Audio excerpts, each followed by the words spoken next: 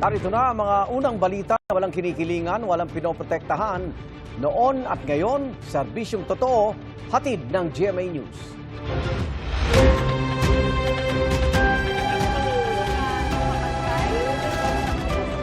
Wala na naman ho dito.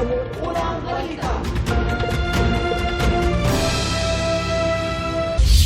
Patuloy ang pangangalampag ng mga transport group na ibasura ng oil deregulation law na nagbibigay kapangyarihan sa mga kumpanya nang langisa sila'y magtakda ng mga presyo ng petrolyo. Sabi ng Energy Department, may inihanda na silang mga dokumento para amyendahan ang naturang batas. May unang balita si Ian Cruz. Sa pagdinig ng House Committee on Transportation sa fuel crisis na epekto ng gulo sa Middle East, halos iisa ang hiling ng mga transport group. Ibasura ang oil deregulation law, lalo't ang Department of Energy na ang nagsabing wala silang magawa sa presyo ng langis dahil sa batas. Namungkahi po namin, hindi lang pag-aralan yung oil deregulation law, kundi ang mungkahi po namin, tahasang siyang ibasura dahil inutil siya para sa mamamayan. Itong batas na ito, hindi po kami nakonsulta no ito'y aprobang maging batas. Hirap na po dahil po dyan sa batas na yan. Ang tawag ko po sa sarili ko po, hindi na po batas ngayon po yan. Gatas na po. Sabi ng Department of Energy, may inihanda silang dokumento para maamyendahan ang oil deregulation law.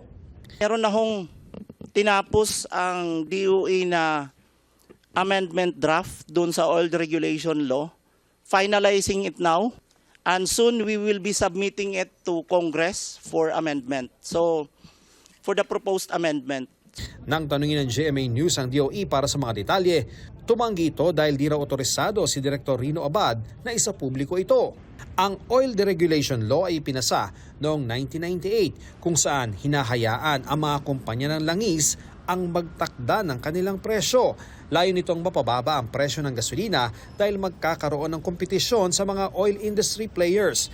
Pero sa taas ng presyo ng gasolina ngayon, sinasabi ng chairman ng komite na baka napapanahon ng baguhin ito. What's happening right now is an eye-opener.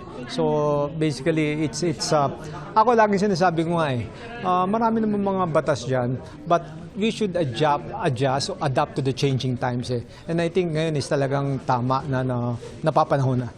Si Quezon City Representative Bong Suntay inusisa ang Department of Finance kung bakit sa LPG at kerosene lang inalis sa excise tax sa loob ng 3 buwan. Gayong mas marami daw ang makikinabang kung aalisin ang excise tax at value-added tax sa krudo at gasolina. Umabot pa nga ng 140 So ibig sabihin yung VAT collection more than doubled for almost 2 months now. So malaki na yung napundar ng gobyerno. So why not give a temporary reprieve sa mga tao like what other countries did? We take note of the recommendations of the Honorable Congressman. We're closely monitoring the movements of the prices of fuel, and maybe in the meeting of the DBCC, pag-aaralan po namin yung mga bagay na yun for the next recommendation.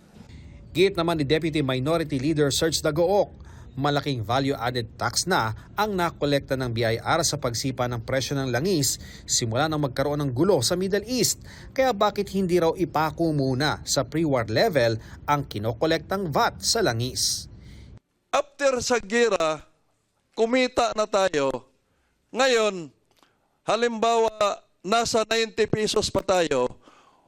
So yung 90 pesos minus 55, 55 lang ang patawa natin ng VAT. Ang ibig kong sabihin, ang isuspend lang natin na koleksyon ng VAT, yung increase ng fuel cost per liter. We will relay your recommendation to our principals for further study. Ito ang unang balita. Ian Cruz, GMA News. May nakuha raw impormasyon ng Malacanang na nasa France si dating Congressman Zaldico at humihingi ng asylum doon. Ipinatawag na raw ng Pangulo ang ambassador ng France para mapag-usapan kung paano mapapauwi rito si Co. Narito ang aking unang balita.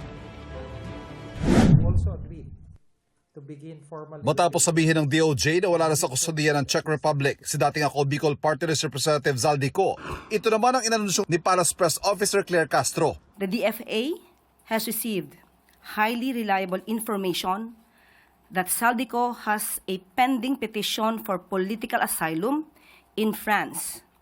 He has been requested to be transferred to and is now under the jurisdiction of French authorities. Hindi po siya nakakulong. Kailangan lang po siyang dalhin doon dahil meron siyang pending petition for asylum. Ayon pa sa Malacanang, lahat ng embahada at konsulado sa Europa, inutusang kumalap ng dagdag na impormasyon. Makikipagtulungan daw ang gobyerno ng Pilipinas sa iba pang gobyerno alinsunod sa international law para maiuwi si Ko na naaharap sa kasong graft at malversation dahil sa 289 million peso flood control project sa Nauhan Oriental Mindoro. Magkakaroon ng pagpupulong, pinatawag po ng ating Pangulo, ang ambassador ng France at pati ang ambassador ng Czech Republic or Charge d'Affaires. At para mapag-usapan kung anong pagkukulang, kung anong dapat na ginawa at ano yung dapat na maaari pang gawin para maibalik si Zaldico dito sa ating bansa.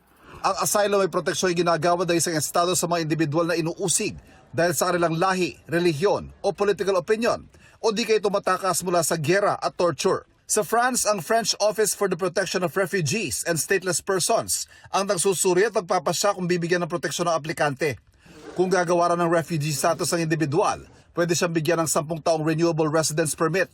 Maaari rin siya mag-apply para maging French citizen. Political persecution. So clinically niya he's being politically persecuted here in the country, so he's seeking an asylum sa France. Alam natin na bago pa man nangyari ang lahat, siya ay hinahabol na at pinababalik dito para sagutin ang mga alegasyon tungkol sa malversation, pagnakaw di umano ng pondo ng bayan. So wala pong masasabing political persecution dito. Maliwanag po yan. Habang may asylum petition, malaya si Ko na gumalaw hindi lang sa bansang France, kundi maging sa kabuang 29 na bansa ng Schengen area sa Europa. Ayon sa palasyo, dismayado si Pangulong Bongbong Marcos sa mga pangyayari sa paghahabol kay Ko, pero wala raw siyang sinisisi. Lahat po ng opisyal na na-involve dito para po alamin kung ano ang nangyari at anong kondisyon at that time ni Zaldico ay nagtrabaho po na maayos. Ito ang unang balita. Ivan Mayrina, GMA News.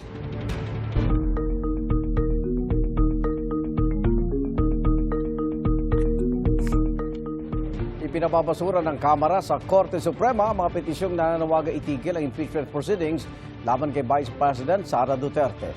Sa komento ng Office of the Solicitor General na tumatayong abogado ng Kamara, hindi nila naipakita ni Duterte kung paano makatutulong ang temporary restraining order o writ of preliminary injunction sa kanyang karapatan sa due process.